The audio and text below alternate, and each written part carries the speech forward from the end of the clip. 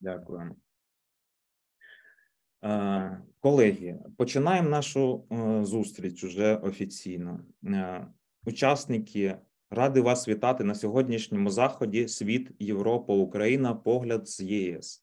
Це наш другий онлайн-захід із серії експертних зустрічей з підтримки просування експорту молочної продукції в умовах війни.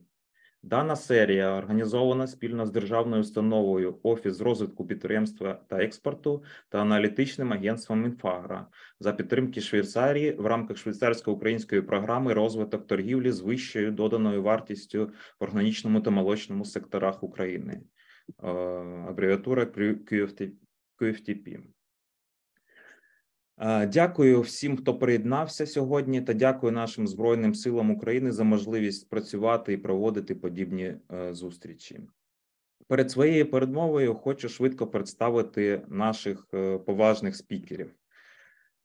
Це пан Олександр Антон, генеральний директор Європейської молочної асоціації EDA. Це пан Юка Лікітало, генеральний секретар Ecolate Асоціація європейських молочних трейдерів. Та пані Агнешка Малішевська, віце-президентка ДЖЕКа, директор Польської молочної палати. Для вас модерувати буду я, Максим Фастєєв.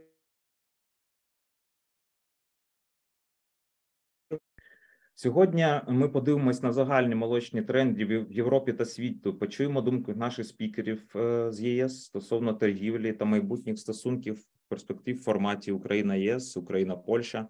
Тож запрошую до слова та дискусії представників українських профільних об'єднань та бізнесу для озвучення власного погляду на ці теми та питання.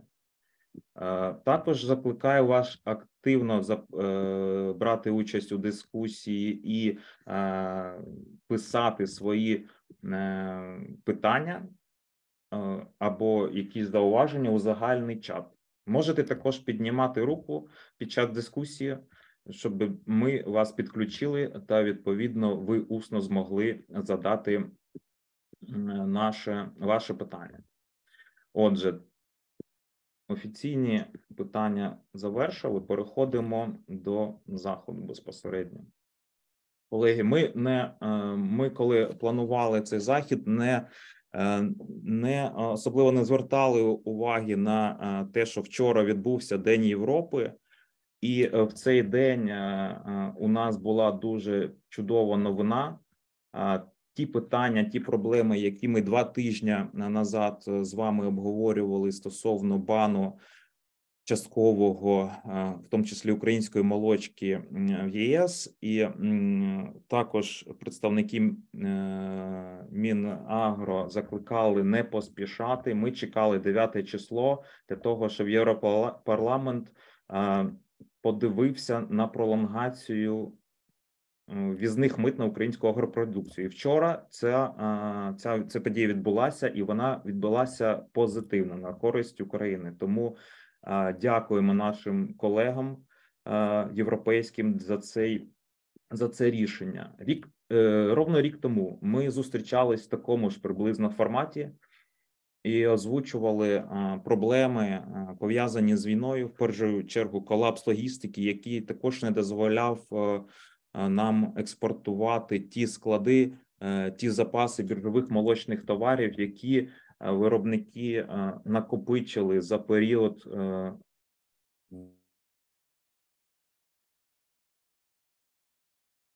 Ця проблема була одною з актуальних. Ми також дивились кон'юнктуру молочного ринку світового і бачили ті перспективи відповідно до цін при порівнянні цін, які мала українська продукція, і які могли б допомогти нам звільнити склади, підтримати ціни для виробників і для переробників, і таким чином вижити, зберегти бізнес.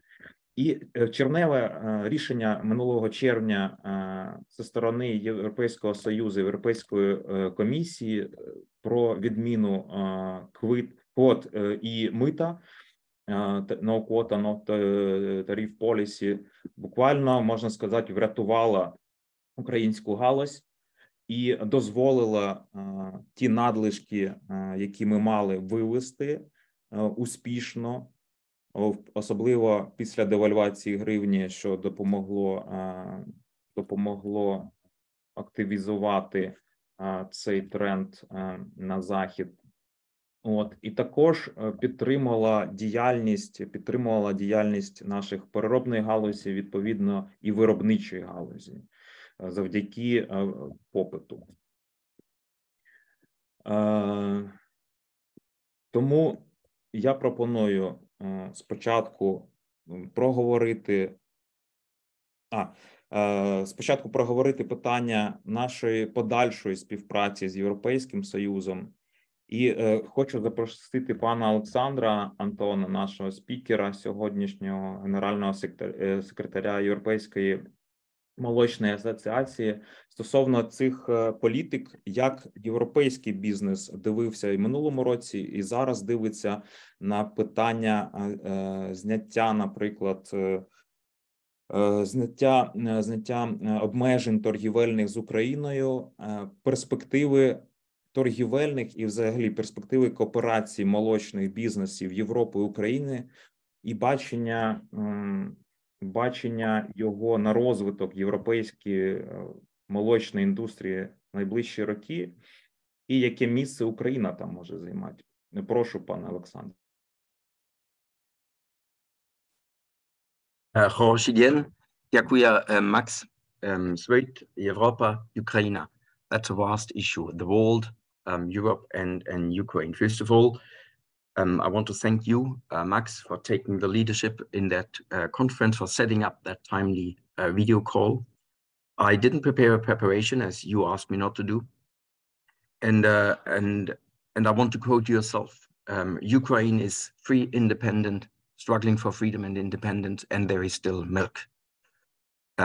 We are in contact with our friends in the Ukrainian dairy since 2009. We met in 2019 in Kyiv for the dairy conference. And we know that from a European perspective, the Ukraine dairy is part of our European lactosphere, our European dairy community, as we call it. Why that? You have the competitivity of the Ukraine dairy sector, milk producing and processing, is underlined by the high commitment of international dairy companies in your country. And that commitment has been even strengthened after 24th of February 2022. Now, we believe in the Ukrainian dairy. You are in an extremely hard struggle right now as a dairy. And I want to thank Yuka and Agnieszka and you, Max, because what we did, if you remember, a few weeks ago, milk and dairy was still on the lists of products to be banned from import. And what we did, and we are very grateful to Arsen Gidor and Valentin Zoboroschik, who came to Brussels in March, defending the Ukrainian dairy case in Brussels, in the headquarters of the European Union. And then when the first member states, the 5 member states, ramped up their border protection lines against the treaty, by the way, against European law, and they admit that. It was UKLA, EDA, and with the huge help of Agnieszka Maliszewska, of our Polish dairy colleagues, who said, we can't speak for the grain and the cereal business. We can't speak for the sunseed business, but for dairy, there is no issue, right? As long as there is reciprocity in trade, there is no issue for trade. And we managed all together. We had high-level contacts in the European Commission. I'm just back from Bulgaria. I will meet in 2 weeks' time our Hungarian friends. We managed to pass that message over. Now, I don't hide you that 6,500 tons of butter in a year. Life would be easier without that in the European Union. But I don't hide that at EDA, the European Dairy Association, at board level, which are the 21 captains of the big companies in Europe, they decided, no, we can't take that. We can't build up barriers for Ukraine imports to Europe in these conditions, even if imported dairy products are never something you like, but there is a moral obligation to accept and to deal with that. And if you look at the situation for the cereals, I mean, in the meantime, we have not letters from the agricultural ministers of the 5 neighboring or most affected countries, but we have letters from the prime ministers and presidents of these countries to the European Commission asking to stop Ukrainian imports, which is a shame. The only positive point here is they don't ask for restricting imports from milk and dairy, because Ukraine is a dairy country. You have a milk consumption of 200 kilograms per capita per year. You have a vibrant dairy community. You have ultra-modern milk processing for the part of the milk that is processed, right? On the farming levels, you are on speed in cow productivity, you're on speed with the dairy farms, and you are at world level in terms of processing milk. That's why, and I quote your president, Volodymyr Zelensky, you can't be but disappointed by the action taken by the member states right now.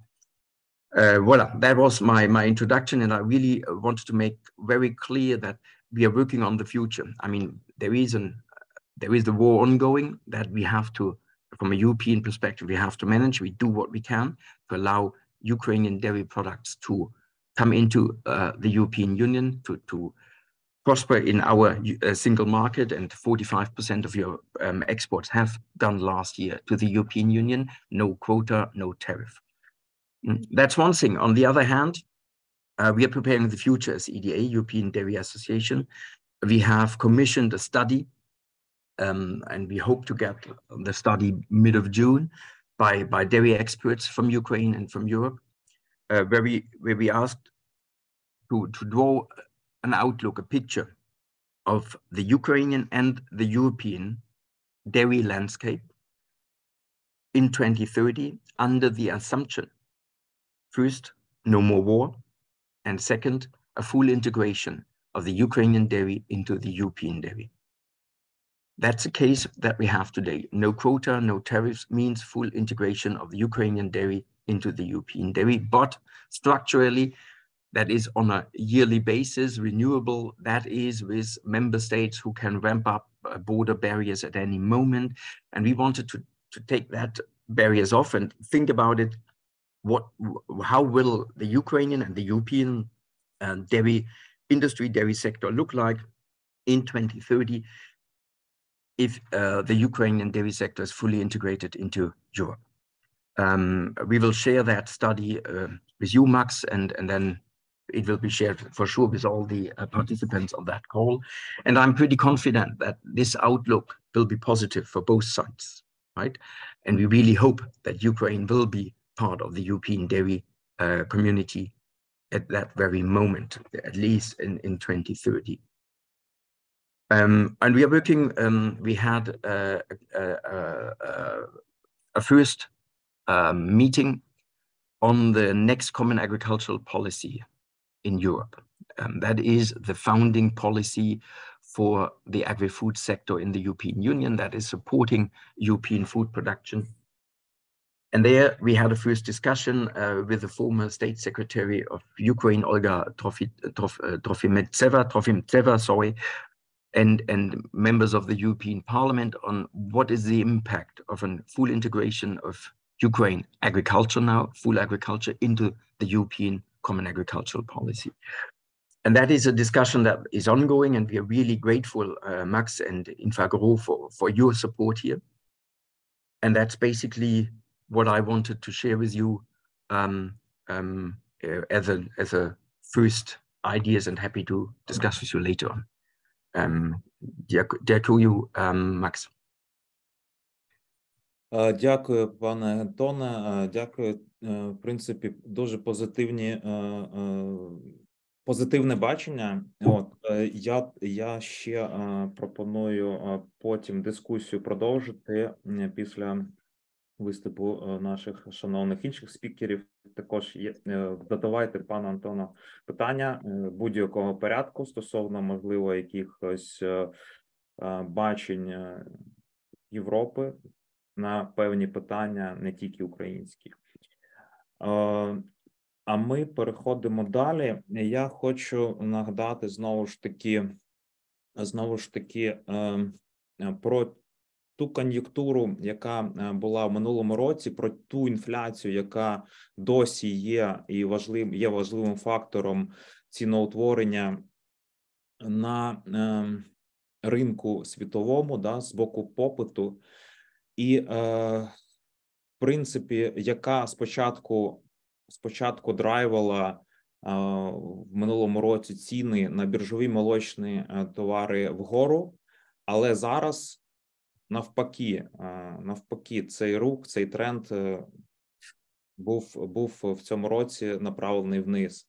І про ці проблеми зниження світової торгівлі вперше за 20 років, які ми спостерігали в минулому році, про проблеми Китаю, про ті речі, які відбулися за цей рік на світовому ринку. Я запрошую пана Юку Лікітала розказати нам, генерального секретаря Іколейта, це Асоціація європейських молочних трейдерів. Запрошую, пана Юку.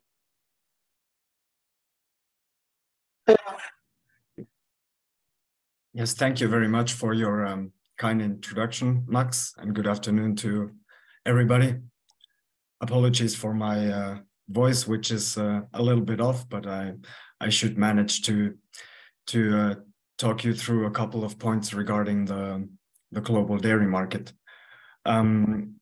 First, though, I would like to say, as I already did during our last call, that I very much admire your courage and your dedication to the dairy industry and the work that you continue to do despite the extremely challenging circumstances that you have to operate under.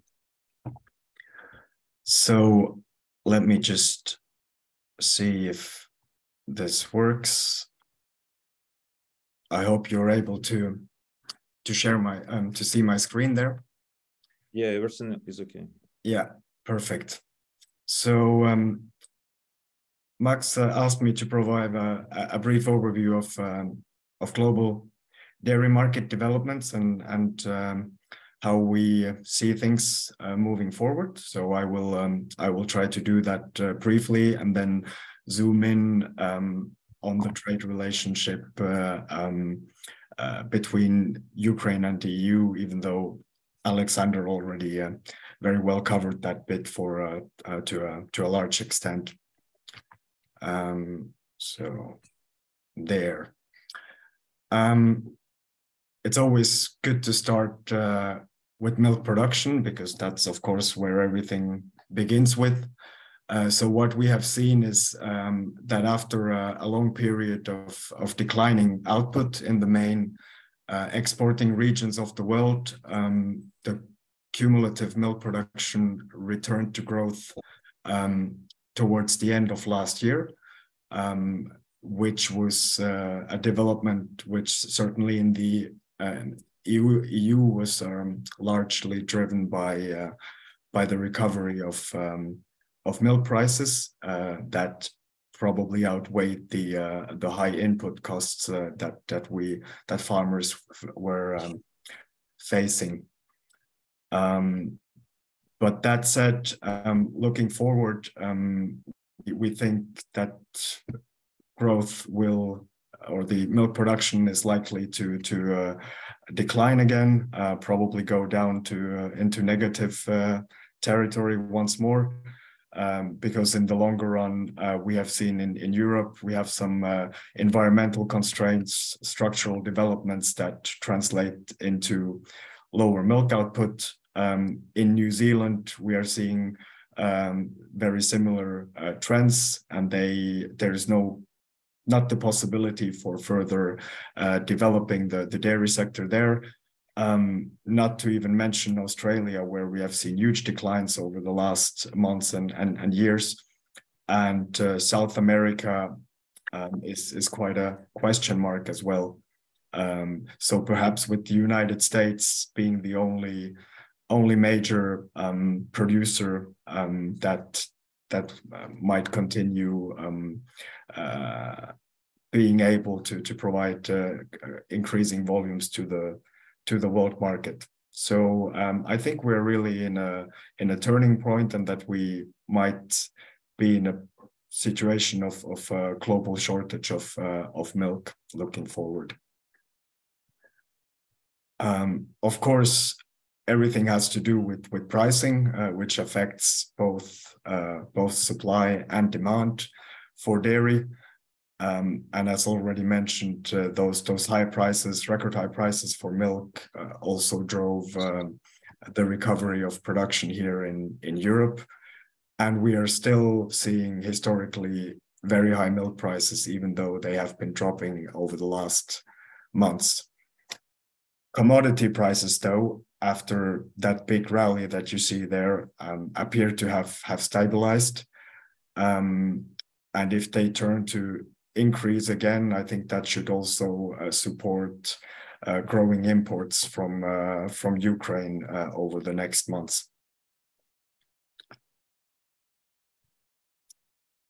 On the consumption side,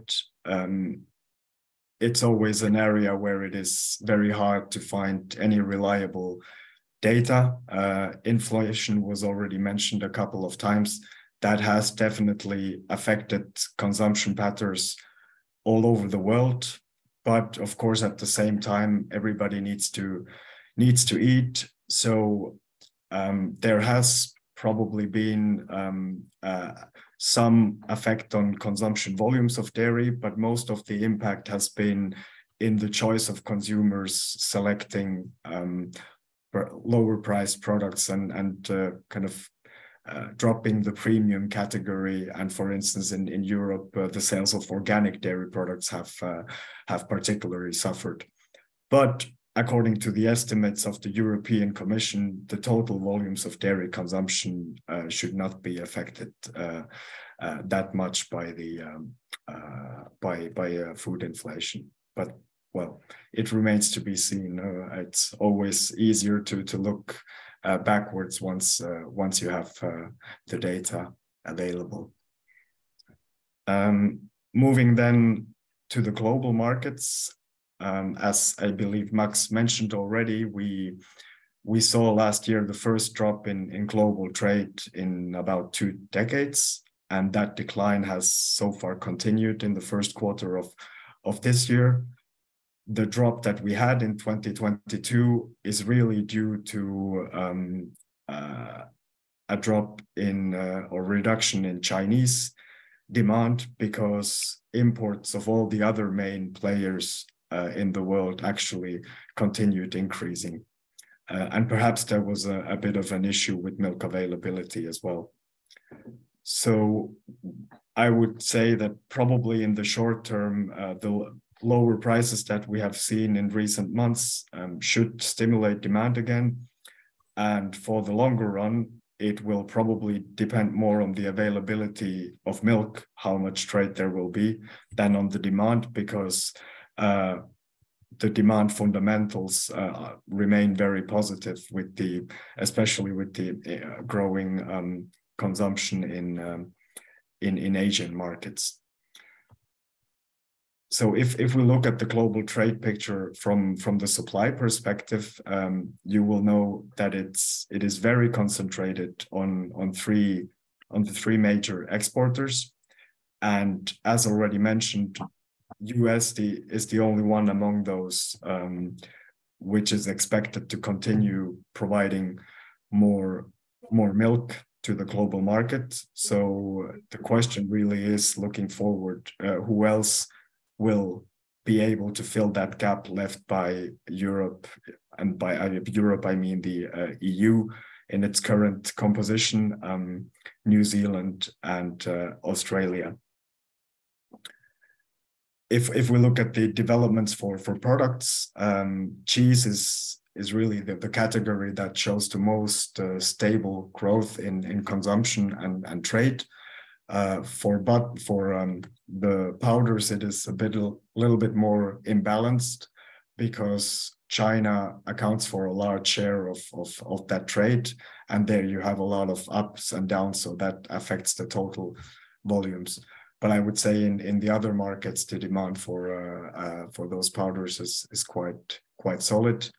I believe Max asked me to focus on skim milk powder and whey derivatives in particular, because those are the most important products from your perspective as far as exports are concerned.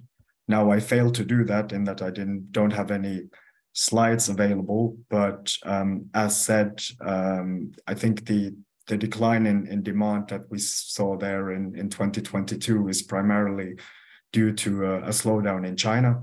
And now we've seen in the beginning of this year a recovery in Chinese demand for skim milk powder and whey powder. Not yet so much for whole milk powder, but that should return to normal as well at some point. And in the other main markets, be it Algeria or in Southeast Asia, where most of the growth is, we think that those volumes will continue increasing in the years ahead. Well, just briefly on EU exports, I mean, this graph just kind of reiterates what I said already, that Europe is on its way to becoming a less and less important player on the global market as our exports are declining as a result of stagnating or lower milk output. Fortunately, our export markets are quite diversified, so we are not that dependent on one market, even though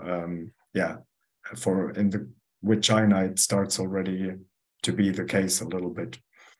And looking forward, I think it's likely that a growing share of our exports will be in the form of cheese and various whey derivatives, not just whey powder, but also the higher value whey derivatives used in special nutrition applications.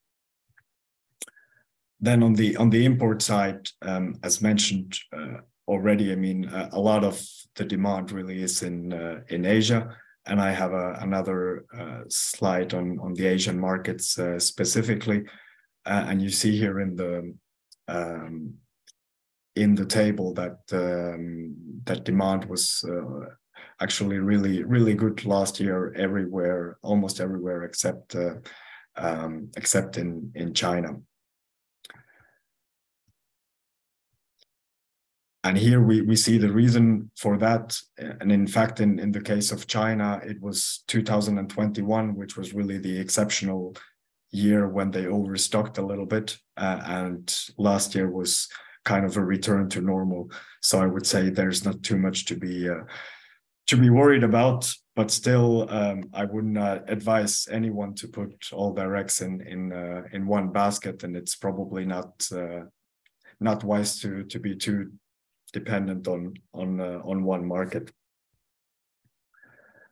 I think it's a good figure to remember that China and all the other Asian markets together represent about 50% of global demand, and that share will certainly be higher in a few years' time.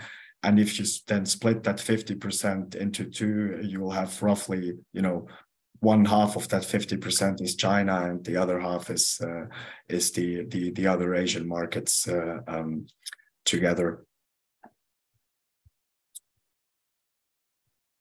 So this is another slide from our friends in the European Commission showing that the demand for dairy will continue to grow, but not at the same rate as has done over the previous decade.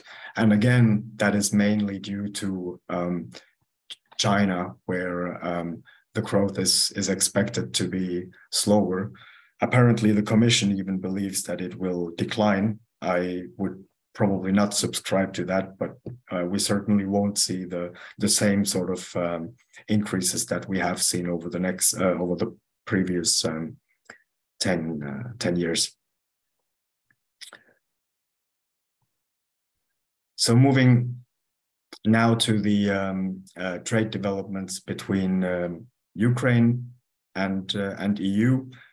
Of course, the removal of the tariffs in June last year was beneficial to the movement of dairy products from Ukraine to the European market, even though we're of course starting from a very low base. So even though if this increase seems incredibly huge, it's still, I would say, relatively small volumes in comparison to the European market. But we are not importing a lot in general, so it means that Ukraine now ranks, I think, as the second or third supplier to the European market after the UK and Switzerland.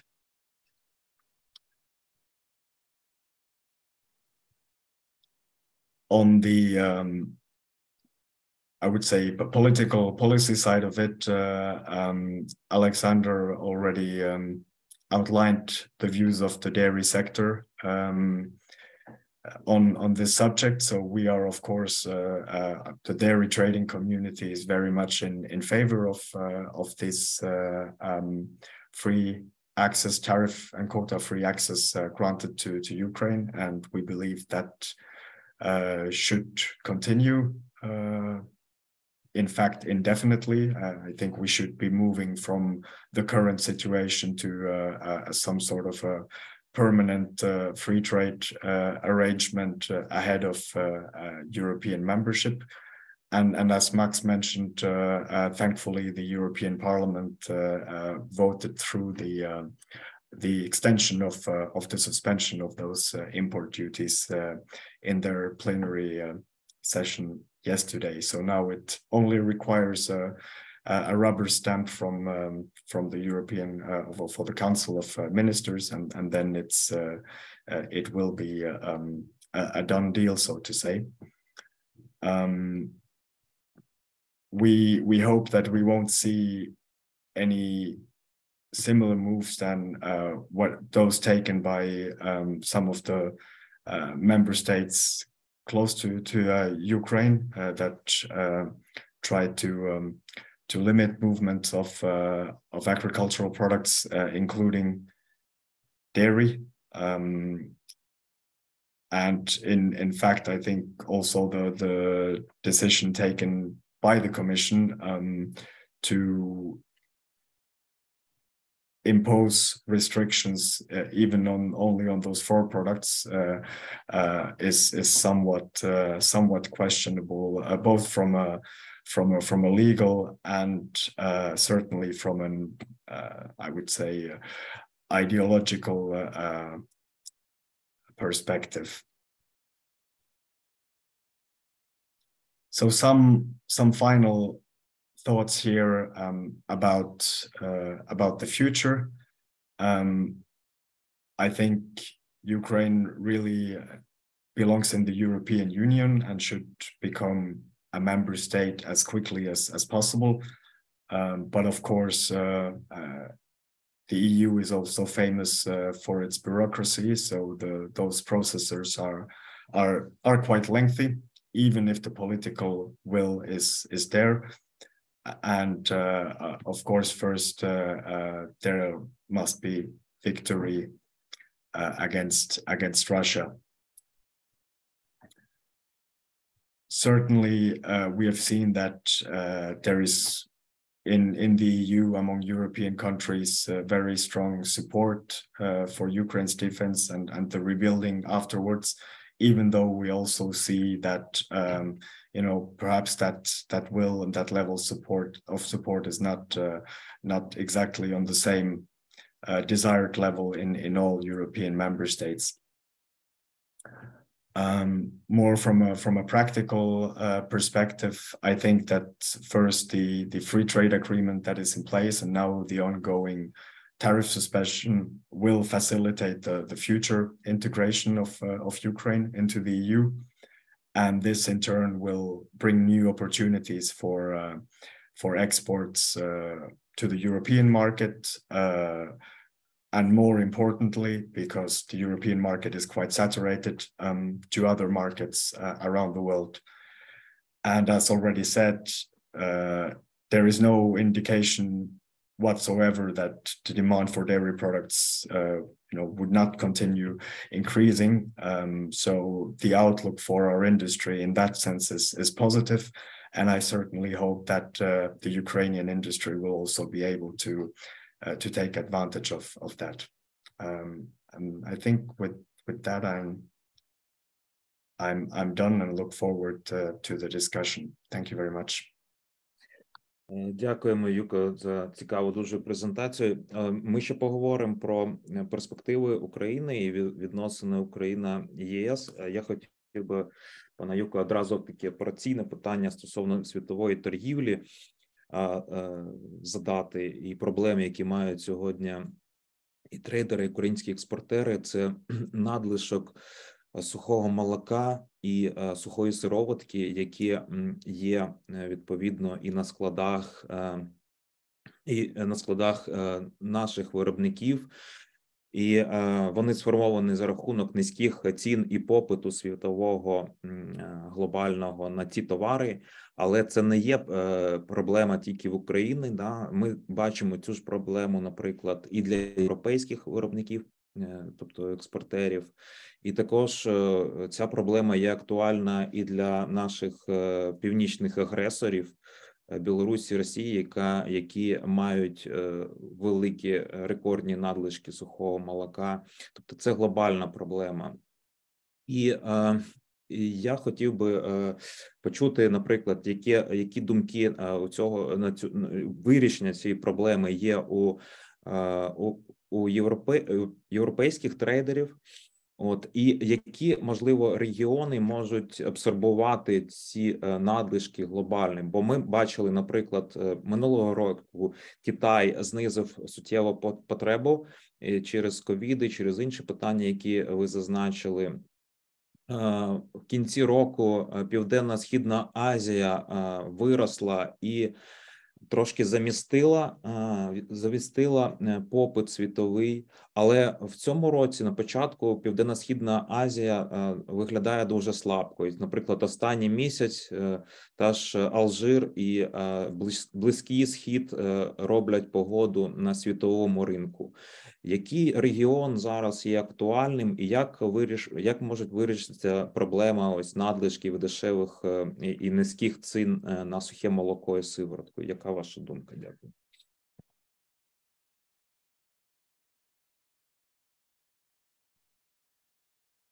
Yes, thank you. That's a very good and difficult question. I think, a well-known traders' mantra is the cure for high prices is high prices. And I think that's what we have been seeing a little bit again lately. So the lack of demand, or this decreased demand in the beginning of this year is, in my opinion, price related, inflation related. And I would say that, as a result of the declining prices over the last months, that should boost demand again. In China, it's already, for at least other products than whole milk powder, it has returned to growth mode, and I would expect that to happen as well in Southeast Asia, and that, in my opinion, remains the most relevant region looking forward.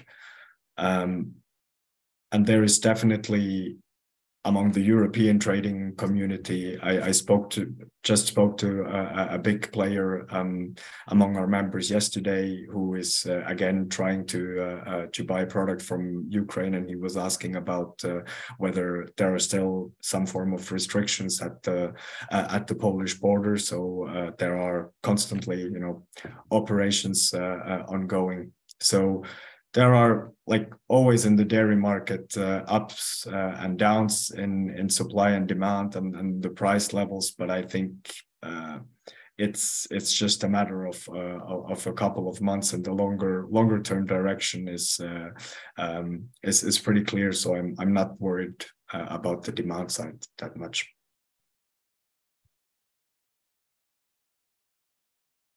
Дякую за відповідь. Також запрошую не соромитися, задавати питання в чаті для наших спікерів. І, відповідно, ми також робимо підводочку таку і відповідно, переходимо до нашої гарячої теми. Це наші відносини з нашими сусідами Польщею. Якщо трошки поглянути на попередні роки, то ми, як український молочний бізнес, маємо не конкретне відчуття до наших польських колег, бо з одного боку ми захоплюємося тим розвитком, який демонструє Польща в молочному секторі, той ріст, який вони демонстрували за останні 10 років і стали однією з найпотужніших сил молочних в Європі, в Європейському Союзі. Той прогрес, який вони демонструють в технічному забезпеченні своєї галузі і підтримку, відповідно, і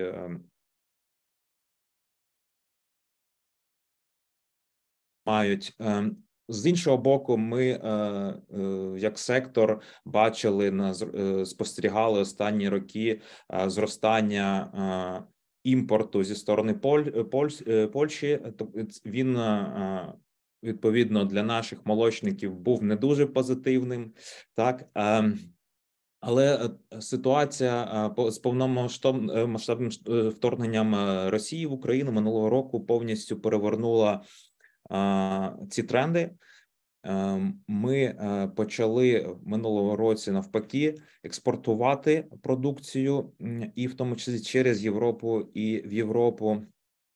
І цей період був такий трошки зворотної динаміки, який показав, що ми можемо, в принципі, мати взаємовигідну торгівлю, да? Тобто позиції, які ми можемо імпортувати, позиції, які ми можемо експортувати, і торгівля – це є той процес, який не може бути повністю обмежений, але має бути правильно керований і в принципі така торгівля двостороння, вона може бути вигідною двом сторонам, відповідно.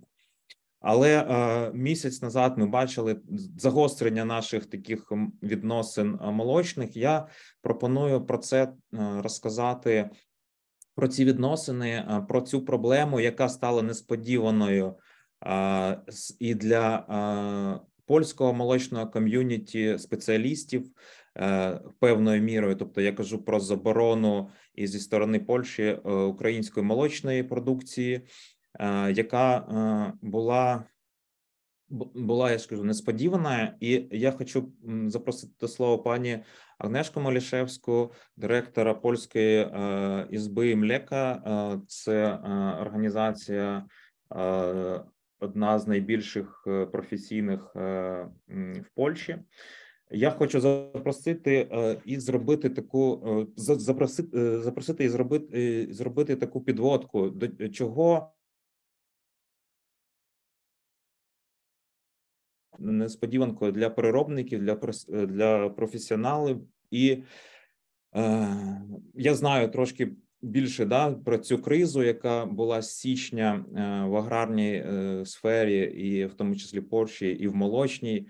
І, будь ласка, пані Агнешка, розкажіть, як ми прийшли до цього бану, і яка реакція була бізнесу і професійних об'єднань молочних на цей бан? Доброго дня, Україна. I'm very welcome my colleague from European Union, Yuka, Alexander. Max, I'm very glad that you invite me in this meeting. I'm very hope that I understand in Ukrainian language, but I'm sorry, I can speak the Ukrainian language only a little bit. My presentation is focused on about Polish dairy sector, and I would like to introduce Polish dairy sector. I hope a lot of us knows Polish dairy sector, and I know because we cooperated very close that Max informed us about this. But before my information about my activities in this Pulse restriction about this ban for Ukrainian milk product, I want to invite you, or I want to introduce you a little bit information about the Polish dairy sector and about the Polish Chamber of Milk too. Please, the second slide. Very short information. Polish Chamber of Milk. This at the moment is the largest dairy association in Poland. We have about 50 members. Every members are very big companies, and last 15 years we and my job, we focus on the support Polish dairy sector, Polish dairy companies, cooperatives, and this is our task, our goal. And this especially time, this special situation, is a huge challenge for all the Polish Dairy Association, especially Polish Chamber of Milk. Please, the second slide. If you look at this information, this is Polish Chamber of Milk partners, cooperatives, and I believe that you know a lot of them, like Mlekpol, Mlekowitas, Pomlek, and Łowicz, Sot, and so on. So this is a big and small, but not very, very small companies. That what is important, a lot of them, this is exporter for Ukrainian market, and a lot of them want to have a good relationship between Polish and Ukrainian traders, and want to have a good relationship in our companies and cooperatives. As you know, part of them, a lot of them support Ukrainian citizens after this Russia aggression, and it was a very big challenge for us. And I hope you see in this support Ukraine in Ukraine and in Poland too. So the next slide, please. Now Poland is third milk producer in European Union, and what is important for them? Information. Okay, all month or all year, maybe or year by year, we see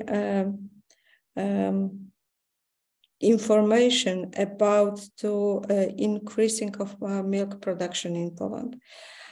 But at the moment when we have a crisis, because the crisis is very, very important point in my presentation, in my speak, this milk production is a stabilization. Yes, it's stabilized, maybe stabilized. And why? Because a lot of dairy farmers decide to finish raw milk production, because price of production and cost of production is not interesting at the moment, but cost of production is absolutely increasing every day, plus inflation, and this is very, very dangerous situation for the future Polish dairy sector. Please, next slide. So we export. We are a big exporter, and we export not only for European countries, but European countries is number one. Of course, in the signal market is important and the most important among all Polish dairy sector export, but of course, when we started to talk about export in Ukraine, Ukraine is a very interesting market for us. Interesting because it's very close. Interesting because we have the same type of point of view, a lot of situation, and so we have at the moment our enemy too, Russia, of course, and this is historical for Polish and for Ukrainian people too. So it's of course it's only of one of the information, but absolutely Ukrainian market as an export market is important for the Polish dairy sector. Please, next slide. So in this slide, you see information about Polish dairy production in 2020. So this is, of course, not the same like Ukraine. Ukraine is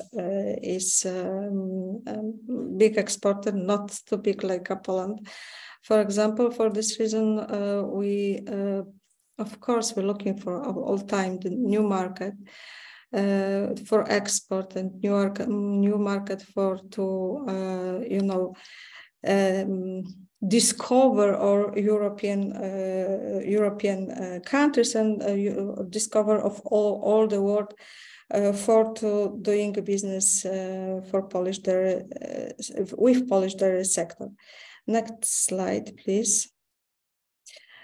And information about this is information about the export dairy product. And if you see liquid milk, usually this is European country like Germany, Lithuania, but important is United Kingdom, China, Korea, but for us, yogurt and cheese, I can see the cheese in this, yes, but cheese, yogurt, and all fermented products in Ukrainian market is very important for Polish dairy producers. Please, next.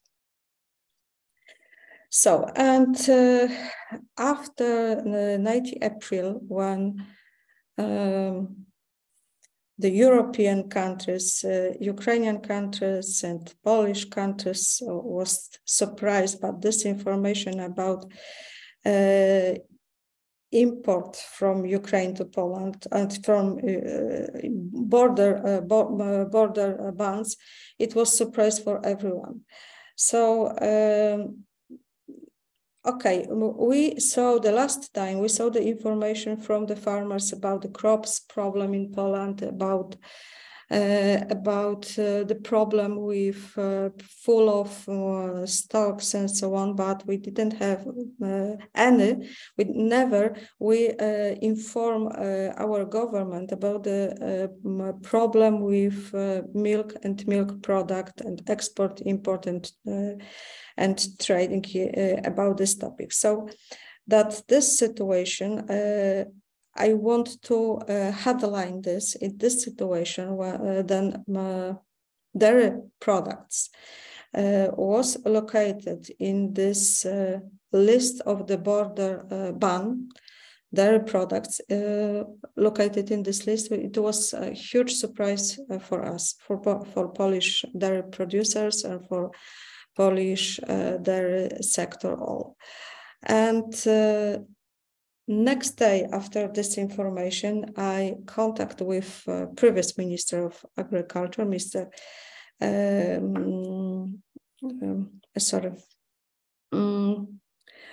previous Minister Mr.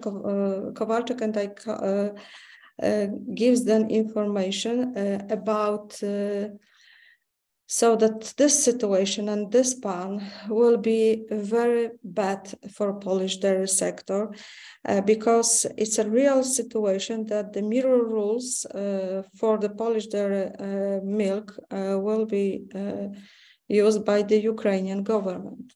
So, but if you look at the information about the export and import Ukrainian and Poland, of course, the Poland is win in this situation. That after this discussion and information that the situation is very, very difficult for Polish dairy and agriculture sector. I sent a lot of messages, sent a lot of official letters for establishment, for governments, and so on. And it was a very clear information. This ban is bad. It's a bad for a future. It's a bad solution for a future, of course. But this decision is bad for Polish dairy sector and for relationship between Polish and Ukrainian dairy sector, milk sector, and consumer, and so on. My next step was to inform my colleague from Copa Cogeca and other association about our decision and my meeting with Commissioner Wojciechowski, because it was the same time when five countries discussed with 27 European countries about this border ban, and it was a huge pressure, and we put a lot of information in media, newspapers, and so on about so dangerous situation, plus about result of this dangerous situation for the sector, and we talk about our opportunity, our chance for the European, like a European producer, and via Ukrainian producer and consumer. And finally, in this list and this new restriction and the new European directive from the law, we don't have a milk and milk product in this list. But important is very fast reaction about this type of situation. And I want to headline very, very strong. This government decision wasn't discussed with our sector. It was, in my opinion, it was a policy decision. It was a decision connect with pressure of farmers, crop farmers especially, but I want to talk to very clear. Nobody from government, nobody from government institution never asked their sector about our opinion. What do you think about to border ban for dairy sector from Ukraine? Okay, thank you so much for this. This is information from Polish media about our first reaction for this situation in the ban export for Ukrainian products. So I hope, but you ask about the future, Max. I hope if we think about the future, we hope and we must work together for a future for Ukrainian and for Polish producer, consumer, farmers. This is very important. That I believe that the war will finish soon, and we will work together to develop and support Ukraine and support the Polish farmers, of course, too. So, but important is to discussion, and thank you for this meeting today. Important is discussion every day that we contact all time after this policy restriction, and so I know information, your information, and you inform me about Ukrainian reaction and Ukrainian point of view helped me to discuss with commissioner and part of countries from who want to put in the list the milk product too. So maybe my proposition is maybe we should meet physically in Poland because in September in Białystok we're preparing the Polish 20 International Dairy Forum in Poland. It's a very big meeting for dairy sector, of course, dedicated from all European and all the world country, but maybe table or the discussion between three sides: Ukrainian, European, and the Polish companies and the Polish sector. Among this event will be a good idea, and will be to good way for and good solution for to develop a very good relationship in this time. Of course, I know it's September, and maybe it's not too fast, but the time is very, very fast for me, for example. Thank you so much, and I hope this situation and this difficult for all situation, this ban, but of course now we don't have an advance at the moment for dairy sector, but this situation show us that we should discuss, and we should all time we should very fast reaction for this type of danger for the sector in Ukraine, in Poland too. Thank you so much. Dziękujemy bardzo, Pani Agnieszka. Дякуємо за позицію.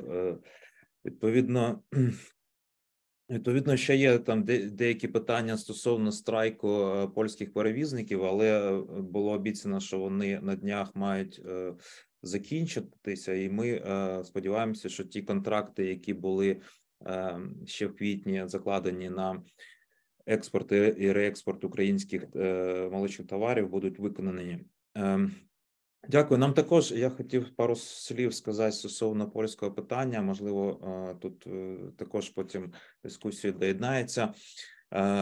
Нам також здавалося, що більше ця проблема була пов'язана з політичними мотивами, з виборами в Сейм, які будуть восени, і відповідно тої реакції, того кризису, який йшов від виробників зерна польських, і той ситуації, які скористалися певні сили, які розганяли ці протести протягом першого кварталу минулого року. Але також дійсно негативним аспектом було зниження цін, в тому числі на сировину, яка була дуже різкою в Польщі. Ми бачили, що зараз ціна на сире молоко в Польщі знизилась з початку року, з грудня минулого року, на сьогодні на 20-25%. Це для Європи і для Польщі це дуже різке зниження. І крім того, ми бачимо, крім первинного ринку, ще є спотовий маркет, і ціни на спотове молоко в Європі так само дуже низько торгуються. В перерахунку на євро це 25-30 євроцентів. І якщо я правильно пам'ятаю, навіть ви казали, що це нижче, ніж собівартість виробництва молока в Польщі. Чи це так? І чим це загрожує? Чи є вже приклади якогось, тобто, що фермери відмовляються від бізнесу? Розкажіть в цьому контексті пару слів. So the problem with price is not only since the moment that the Polish government informed about this border ban. But by the way, now we don't have a ban at the moment. Now it's okay. It's ban only for 5 products, crops products, not only dairy. This is a very important information because I see in the chat question about this. So, but the problem in Poland, but I think it's not only in Poland because my colleague from European, Alexander and Yuka, gives you the global outlook for dairy market and dairy sector. But the problem in Poland is huge, in my opinion, than different country. Why? And I told you about the crisis, and the crisis is, of course, very big at the moment. Why? We have the problem. Of course, since the Russia restriction and the Russia closed gas for Polish, for Polish, you know, the market, Poland market, the price, gas, energy, and all part of production for milk, it was increased every day. Yes, and now the price is very, very, very big, and so some dairy companies told that the price is totally not like a, you know, not like a market price, but is some companies told me that the price for energy is 500 more than 1 year ago, or before the Ukrainian Russia attack in Ukraine. Yes, before war. So and this is a very big problem because we don't have a lot of green energy.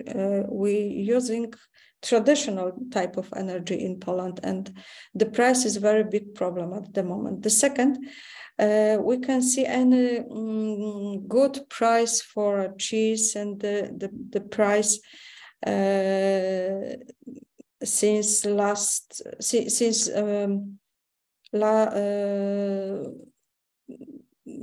January, I think, is decreasing every day. And it's not good information because if you have a very bigger the cost of production, and so the price is small, really product price is small, you don't have a lot of you know, opportunity to give, for example, farmers good price for a milk. So finally, a lot of companies decide to looking for support and connection with different companies and cooperatives, but it's not easy. It's not easy because the crisis gives us clear information. Polish dairy market and Polish dairy companies and cooperatives will be totally different in the end in 2023 than the end 2022.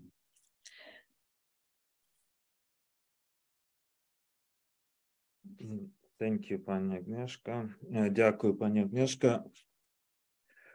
У нас є трошки і коментарі. Я думаю, ми зараз ще повернемося. Так, дійсно, питання було, чи польський бан як буде на Україну, на український експорт.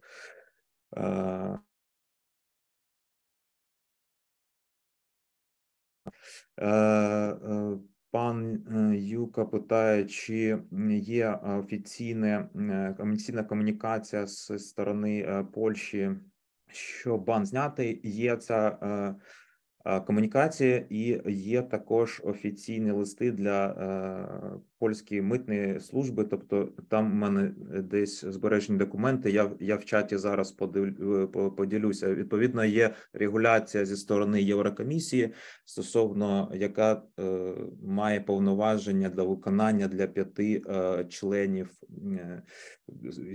східні країни Євросоюзу. Дякую. Ми вже потрошки переходимо в дискусію. Я хотів би я бачу питання в чаті. Ми зараз до них повернемось. І в мене також є збереглись питання наших спікерів. В мене ще є домовленості відповідно від наших молочних асоціацій трошки взяти слово. І перше, я хочу попросити організаторів, пан Арсен від спілки молочних підприємств хотів висловити свою позицію, трошки реакцію на зустріч, але він в дорозі, тому записав коротке відео. Будь ласка, можна поставити його?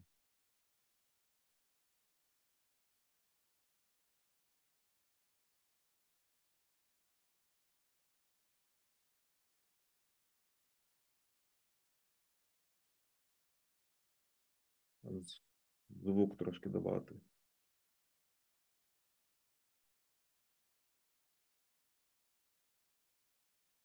Вітаю учасників другої експертної панелі. Дякую організаторам за надану можливість виступити.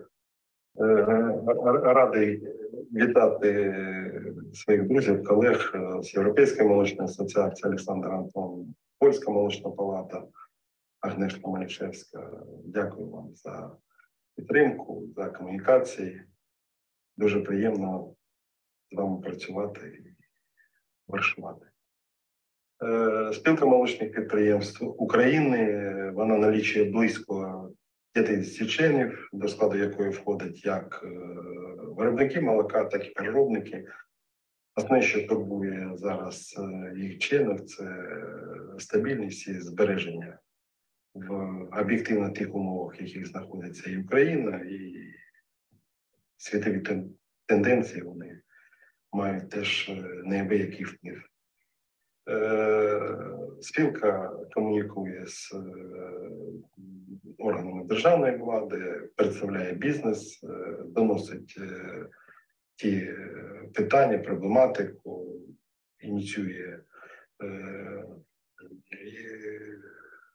ініціює пропозиції, які би, на наш погляд, забезпечили сталий розвиток і збереження галузі. Тому що збереження галузі – це, мабуть, основне питання для наших переробників, для наших виробників молока. І тут важливо, для нас важливо це стабільні торгові відносини, продажі на ринку Європейського Союзу. І останні ці події, вони більше запитань, чим відповіді. Для нас це не дуже зрозуміло, чому попала під заборону українська молочна продукція. А також і ті правила і культура бізнесу, з якою працюють наші європейські колеги, партнери, щоб ми, імплементуючи в законодавче поле ті ініціативи і закони європейські, розуміли, що вони дійсно відповідають тому, як працює це в Європі. Тому для нас важливо, ще раз повторююсь, стабільність торгових відносин і експорту в Європейський Союз, а також нам потрібна допомога в експертизі тих законодавчих актів, які вносяться зараз в парламент. Тому що деякі з них під грифом євроінтеграційних для нас виглядають достатньо дивними. Такі там галузевий збір про об'єднання сільхозвиробників. І тут нам потрібна постійна експертиза. Ми хочемо і далі вільно торгувати, конкурувати як в Україні з європейською імпортною молочкою, так і в Європі, мати в цьому питанні стабільні відносини і імплементувати і правила, і вимоги на наше виробництво для того, щоб європейський споживач був впевнений, що молочна продукція з України відповідає всім необхідним критеріям безпечності, якості і тому іншому на полиці європейських магазинів. Дякую всім за надану можливість виступити і вважаю, що ця платформа, на якій ми сьогодні зустрілись, це та експертна дискусійна панель, де можна і висловлювати свої позиції, шукати поиск спільного і знаходити ці рішення, які б тільки збільшували б товарообіг між Україною і Європейським Союзом. Дякую. Колеги з спілки також присутні у нас сьогодні на зустрічі, тож можна і в принципі до них звертатися, якщо є потрібно, вони можуть прокоментувати в всіх питаннях.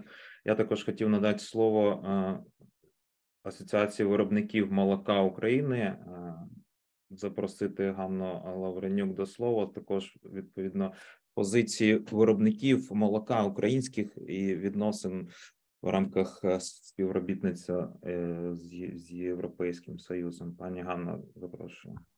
Дякую, колеги. Сподіваюсь, мене чутно. Дуже дякую організаторам, дуже дякую нашому шановному модератору та експертам з Європейського Союзу, які долучилися до сьогоднішньої зустрічі. Це надзвичайно корисно для того, щоб звіряти годинники, тримати руку на пульсі, одне одного розуміти і підтримувати. Власне, якщо говорити про Асоціацію виробників молока, то це об'єднання, яке було створене ще 2009 року, і на початок 2022 року Асоціація виробників молока налічувала понад 150 молочно-товарних ферм розміром від 70 корів до 2000 корів. Тобто дуже картата і різноманітна аудиторія. Але, на жаль, якщо ми говорили, що на початку 2022 року ці ферми забезпечували 30% всього промислового молока на переробку, надходження на заводи в Україні, то ситуація з повномасштабною війною суттєво змінилася, оскільки саме молочна галузь серед інших тваринницьких галузей постраждала чи не найбільше. 40% всього виробництва молока і молочно-товарних ферм були сконцентровані в Україні саме в тих областях, які ми називаємо ураженими війною. І відтак на сьогоднішній день досі 20 учасників Асоціації виробників молока знаходяться під окупацією, і близько 30 – це ті, які були або деокуповані, або досі залишаються прифронтовими, а тому змушені боротися з значними втратами, пов'язаними з бойовими діями, аж до втрати виробництва, поголів'я і так далі. Асоціація виробників молока найперше була сконцентрована від початку свого заснування на імпорті і впровадженні кращих технологій і підходів до виробництва молока сировини, ефективного ведення саме молочного бізнесу. За роки існування асоціації вона розробила та впровадила цілу низку унікальних сервісів для наших молочно-товарних ферм. Крім того, це потужний аналітичний центр, який забезпечує інформаційну та аналітичну підтримку, юридичну підтримку як молочно-товарним фермам, та й дає можливість ефективно працювати з нашими органами влади та бути представленими як одне з провідних об'єднань і єдине об'єднання молочно-товарних ферм в Україні на рівні влади в наших government relations.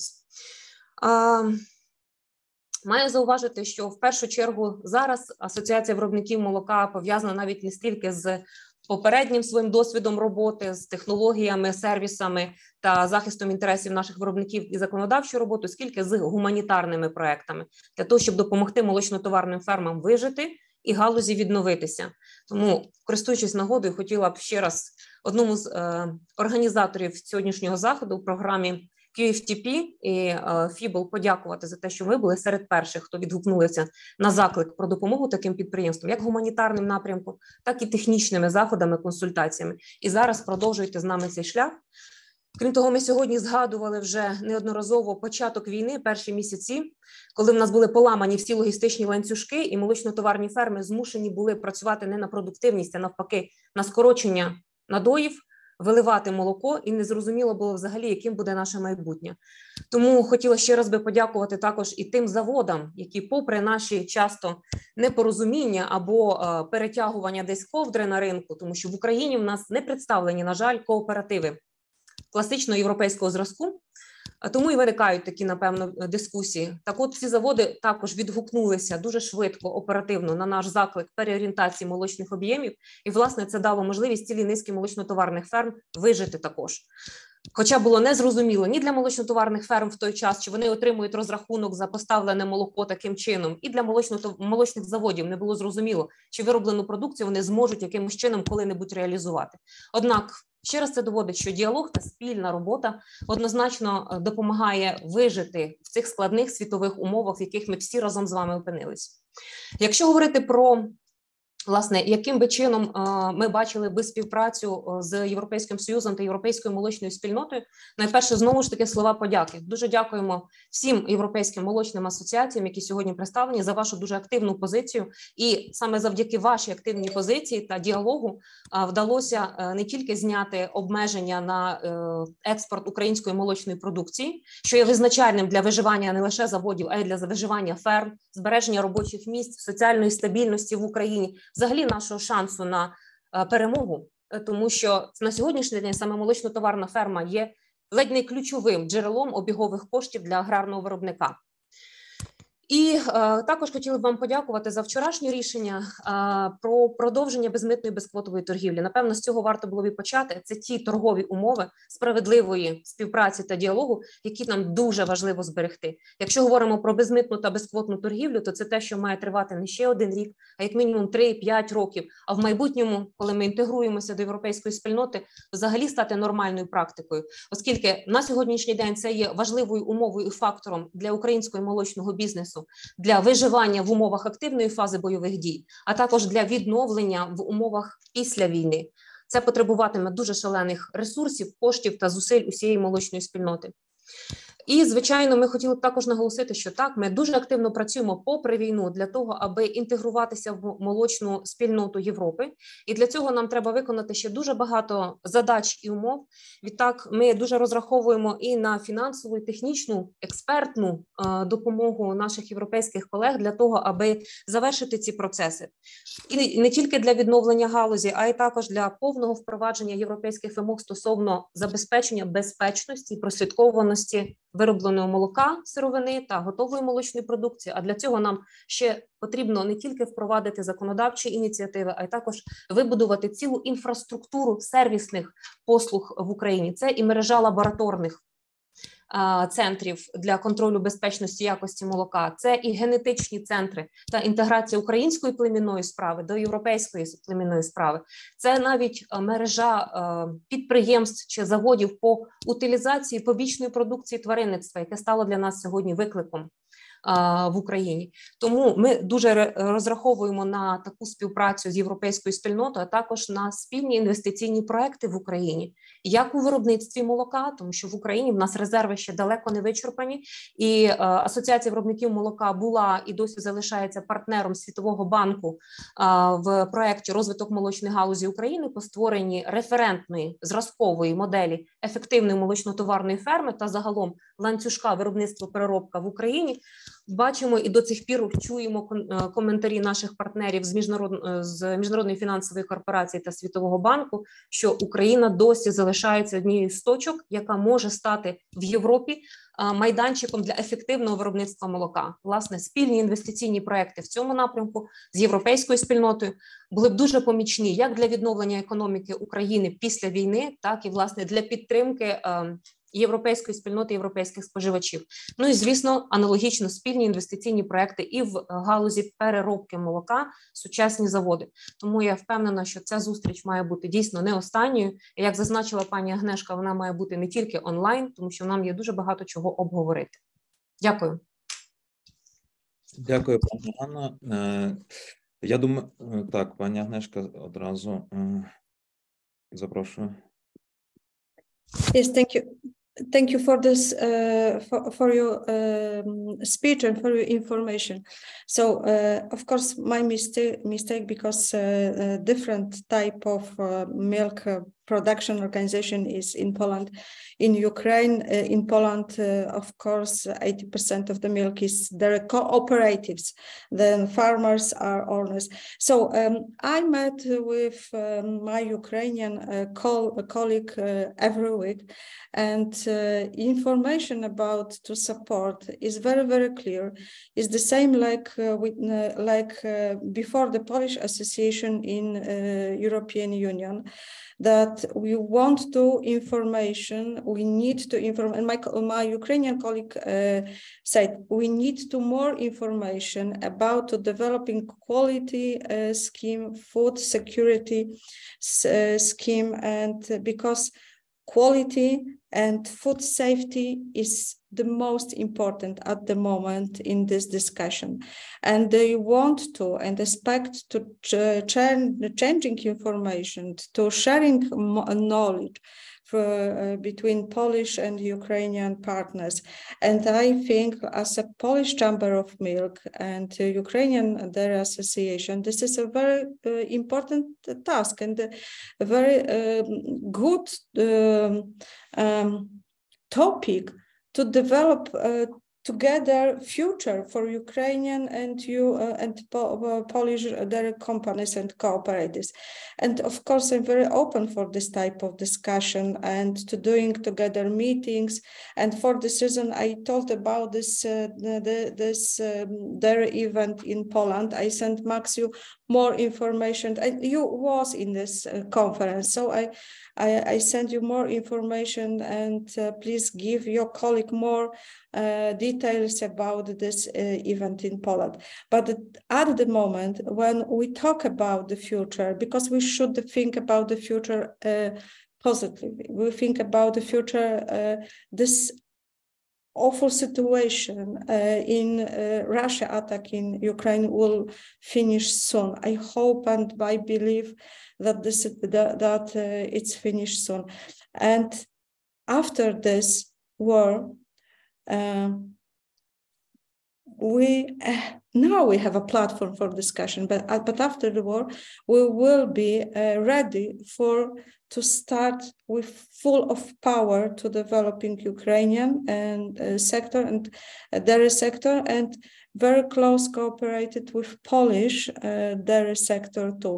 And I, in my personality, my association, we're very, very open to sharing with you information. We give you more knowledge about this and more information that then about all details before our experience with accession with European Union and dairy sector accession with European Union, because my conference started 2022, 2 years before Polish accession in European Union. And in 2022, we discussed what happened with Polish dairy sector, and this is chance, this is opportunity, this is a good idea or not for Polish dairy sector to be in European Union together. Of course, it was the best decision for dairy sector, for developing Polish dairy sector, to be a signal market, and so on, so on. This time, we changed Polish face of dairy sector, we changed Polish farmers, and this time when we will touch and we will learn you, we will share you information. This will be a good time for developing different Ukrainian milk dairy sector phase. And I'm very open to be with you in this time. Дякую, пані Агнешка. Дійсно, форум молочних кооперативів, які проходить порічно останні багато вже років. Так, він є одним з найбільших молочних форумів в Східній Європі.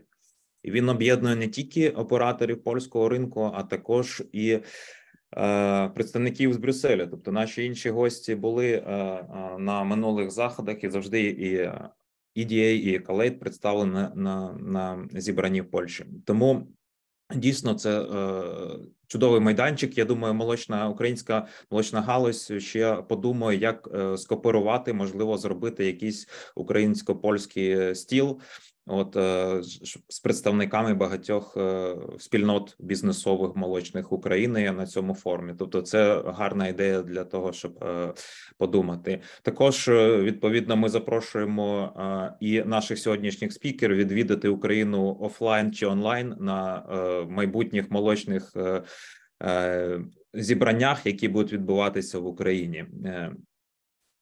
Відповідно, я пропоную також перейти до тих питань, які ми вже почули від наших колег, від пані Ганни, пана Арсена, пані Агнешка. І тут я бачу питання, відповідно, до пані Антона в чаті. Я думаю, це можна перефразувати. Я запрошую і пана Юку, пана Антона долучатись до дискусії. Тобто у нас ще є там хвилин 20 на питання, на дискусію. Стосується все це інвестиції, кооперації. Ми вже бачимо ті питання, які важливі для асоціацій бізнесових молочних України. Тобто це і поточна допомога з аудитом галузі української, поточна кооперація з технічних питань стосовно нормалізації політик і специфікації відповідно до європейського законодавства. Ми бачимо багато зв'язків, які налагоджуються між асоціаціями європейськими і українськими. Так, я бачу ось питання. Чи бачить пан Антон ймовірність значних інвестицій Європейського молочного союзу в молочне тваринництво та молочну переробку після закінчення війни? У світлі того, що також враховуючи посилення екологічного законодавства в деяких країнах ЄС, наприклад, Нідерланди. Це питання від пані Юрія. Я доповню ще, якщо можна, перед цим.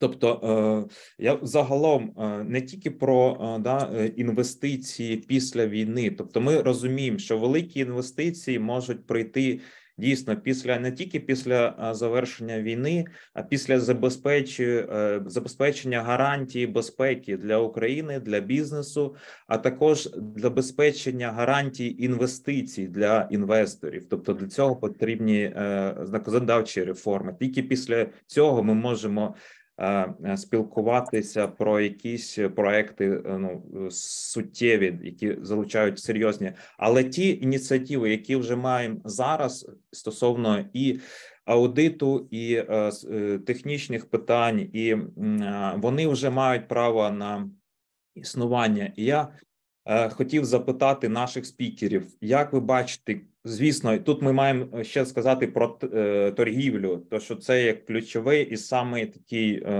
touchable, самий відчутний, легкий можливість для зв'язку між Україною та ЄС. А які ви ще бачите поточні і майбутні проекти для кооперації? Будь ласка, пане Антоне, вам слово.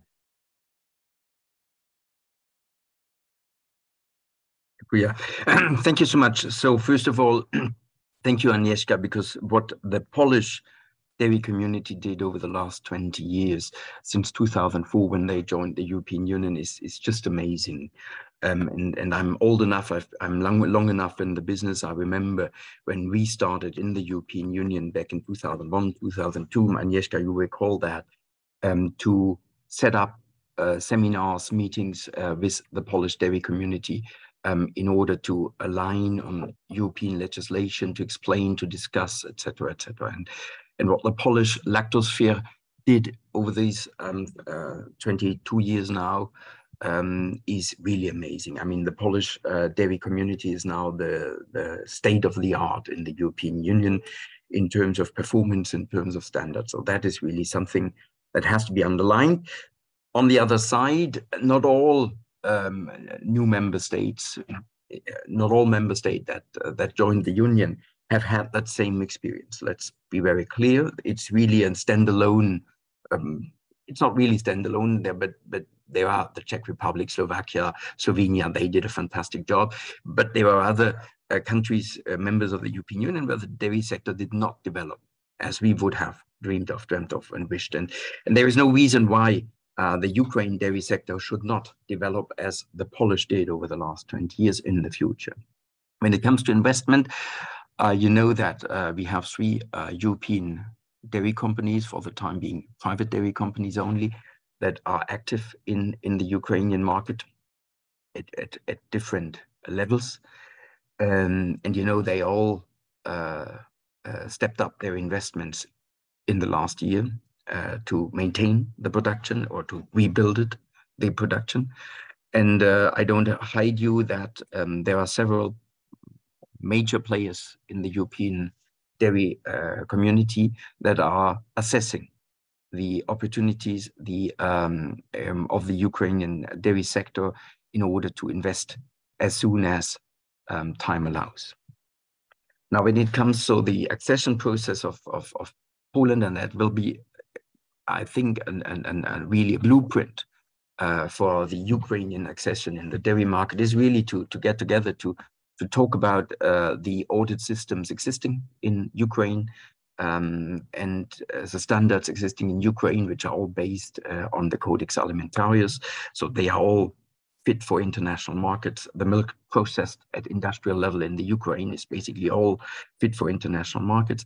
And there will be, for sure, programs from the European Commission, and we are already in contact with the European Commission asking for that, to prepare as soon as it's possible to conduct those seminars and meetings from the European Commission in Ukraine, to just, you know, to have an exchange, to showcase how we do in the European Union, what is our legal framework, and how to adapt in the best possible way the Ukrainian and the European dairy community here. Well, that is, I think, what is from my side. But Agnieszka, you lived that process, you managed that process, you steered that process, maybe, and I can't but congratulate you, Agnieszka, and the Polish Lactose Fair for the success you did. And I'm happy to hear that, Agnieszka, we will both go there and make sure that the Polish example will be, the Ukrainian dairy will not only follow the Polish example, but maybe even exceed the Polish example, right?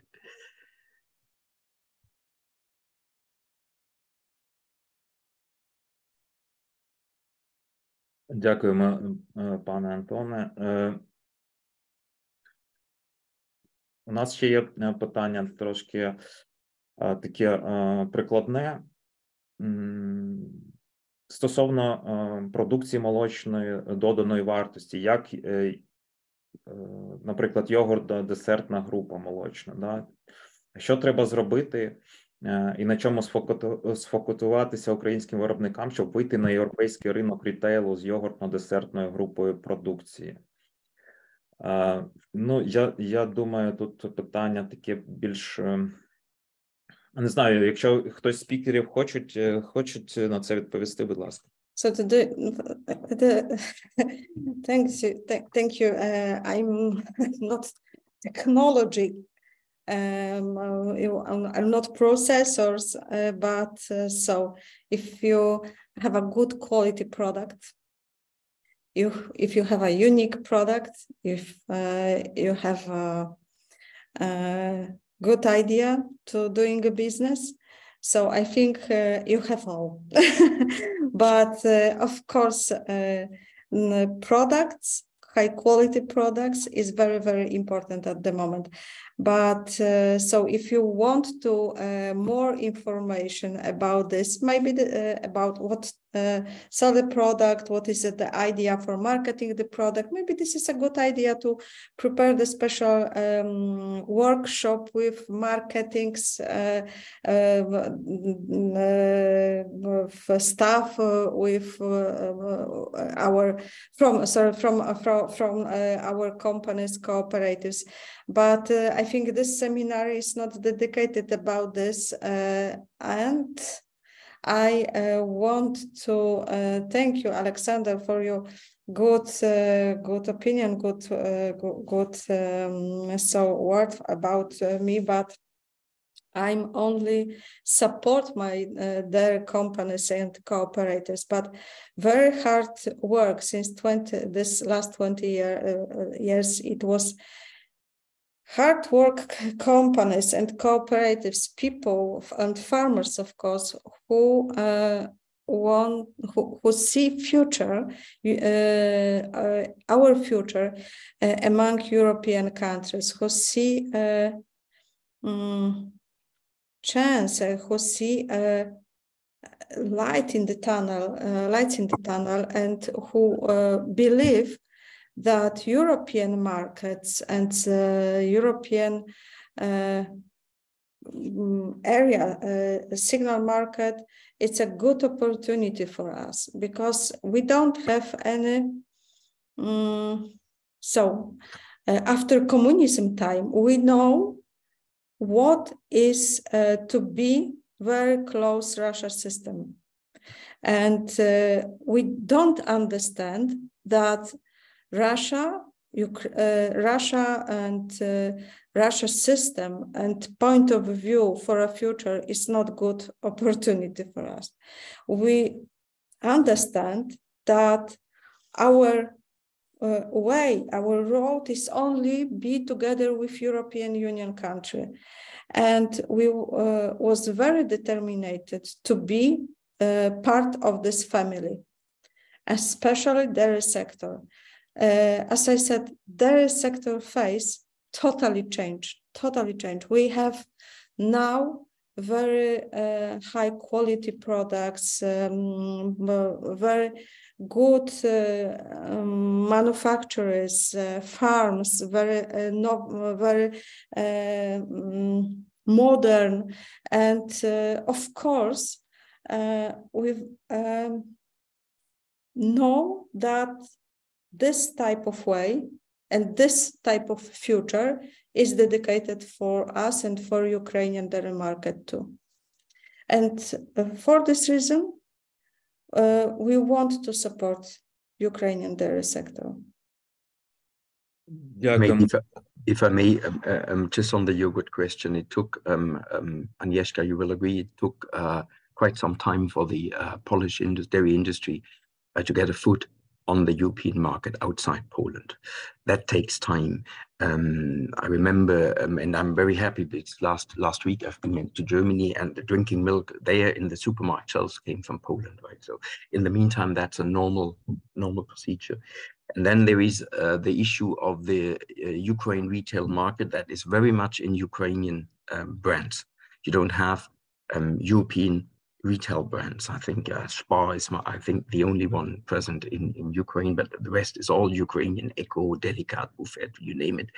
And that will make it a bit more difficult. But as soon as you have Western retail market, and that will come pretty soon on the Ukrainian territory, and that is the moment where then an industrial size product flux of fresh products, consumer products, can be imagined to the European Union.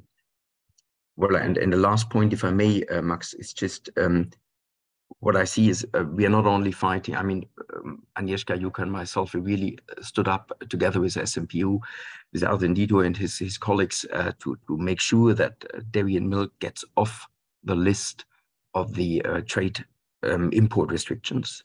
But now we are hijacked, of course, by the grain restrictions. I mean, we've all seen the videos of the queuing lorries in Constantia, of the grain lorries, and then you don't get through. You don't get through with your dairy products. That is now the problem. That's why I think we really have to stand up also and make it at higher level, and also claim that the import restrictions on grain are not okay because they are hampering the imports of other products into the European Union. And I think today we will see the new regulation of the European Commission allowing for grains to be stocked 90 days in the neighboring countries. But for 90 days, I mean, the stockage capacities are limited. That will help for a few days. Then the stockage, the limited stock space in Constantia on the border side for grains from Ukraine, which are just transiting Poland, Hungary, Bulgaria, Romania, etc., that will be filled up very quickly. So it is an issue that we have to follow up in order to allow the logistics to function. But that is something Agnieszka, myself, and Jukka, we will check and come back to you on. Thank you.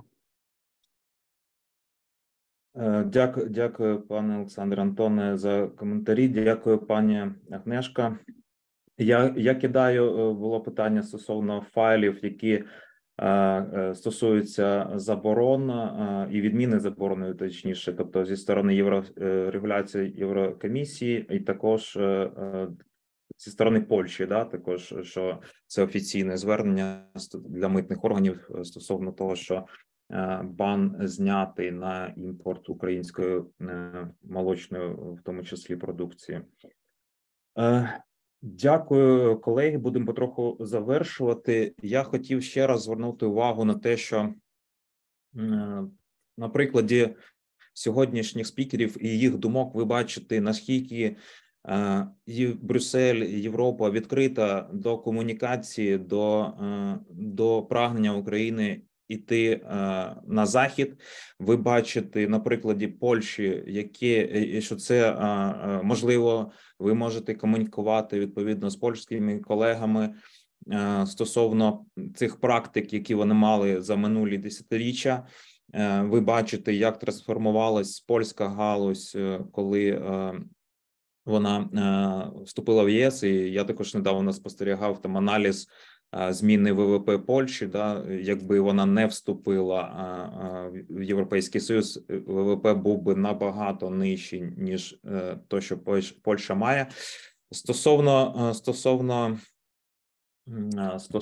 наших зустрічей, я думаю, комунікація – це те, що зараз важливо.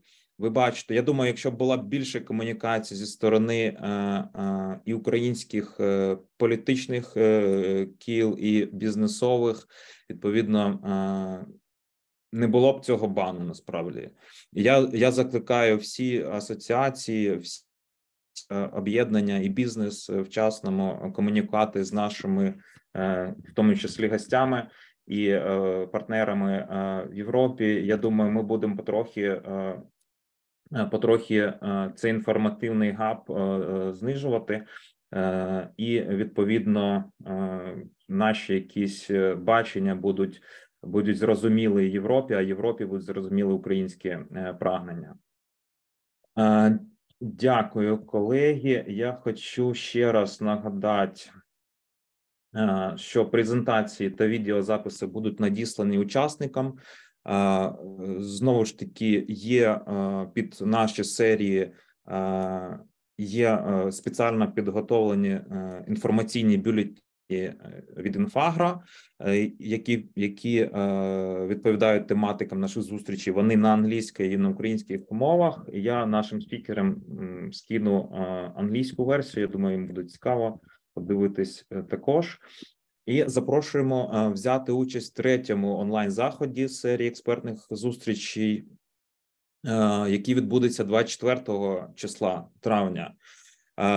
Там будуть проговорюватися інструменти щодо розширення можливості та перспективи експорту. На зустрічі запрошені представники Мінекономіки, Держспоживслужби, Експортно-кредитного агентства та інші спеціалісти. Буде цікаво. Це, на жаль, буде тільки українському, тобто це для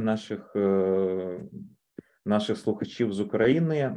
А я дякую ще раз від оргкомітету нашої зустрічі всім учасникам і велике дякую нашим сьогоднішнім спікерам. Я думаю, що, як і мені, вам було цікаво прийняти участь в цій дискусії. Дякую, колеги. Майте спокійного дня. На все добре. Побачимось. Дякую. Many thanks for our speaker.